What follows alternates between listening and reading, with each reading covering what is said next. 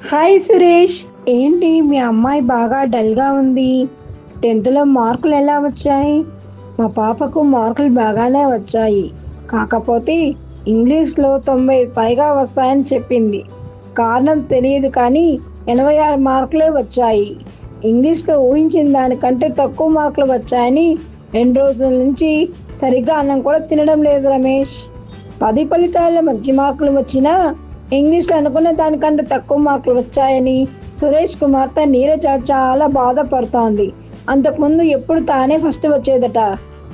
పరావు master గారు, ఏంటి టెన్షన్గా ఉన్నారు? ఏం లేదు సూర్య, నిన్న 10th ఫలితాల్లో మా పాఠశాల విద్యార్థులు చాలా మంది పాస్ అయ్యారు. కానీ మా స్కూల్లో ఫస్ట్ ర్యాంక్ వచ్చే గణేష్కి నా సబ్జెక్ట్ మ్యాథ్స్లో 100కు 100 వస్తాయనుకున్నాను, కానీ 95 మార్కులు మాత్రమే వచ్చాయి. దీనితో మా పాఠశాలకి మండలంలో ఫస్ట్ వచ్చే అవకాశం మిస్ అయింది. అందుకే కొంచెం బాధగా ఉంది. చాలా కష్టపడ్డాను, ఎక్స్ట్రా క్లాసులు కూడా తీసుకున్నా, ఉపయోగం లేకుండా పోయింది. అయినా 2 సంఘటనలు జాగ్రత్తగా పరిశీలిస్తే పరీక్షలు అనేవి అటు ఉపాధ్యాయ సిబ్బందికి ఇటు విద్యార్థులకు ఇరువురికి పరీక్ష అగ్ని పరీక్షలా కనిపిస్తుంది.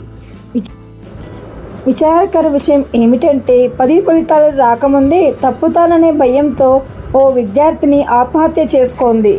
ప్రియమైన బాలలారా, మనకు ఒకే ఒక జీవితం ఉంటుంది. పరీక్షల్లో ఫెయిల్ అయితే దానితో జీవితం ముగిసిపోదు. సెలవుల్లో జాగ్రత్తగా చదవాలి, పునఃసమీక్ష చేసుకోవాలి. కాపీల ద్వారా కాకుండా కష్టపడి చదవాలి.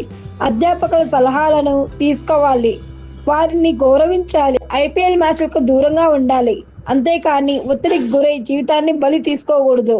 మనం ఏదైనా సాధించాలంటే ముందు మనం జీవించి ఉండాలి కదా. లోపాలను సరిదిద్దుకోవాలి. ఎవరికైనా సరే అవమానాలు వస్తాయి, వాటిని గురించి పెద్దగా ఆలోచించవద్దు. అలాగని కష్టపడకుండా ఏది రాదు. ఈ వ్యాసం మనకు అందించిన వ్యాసకర్త ఎం రామ్ ప్రదీప్ గారు, జన విజ్ఞాన వేదిక సభ్యులు, తిరువూరు.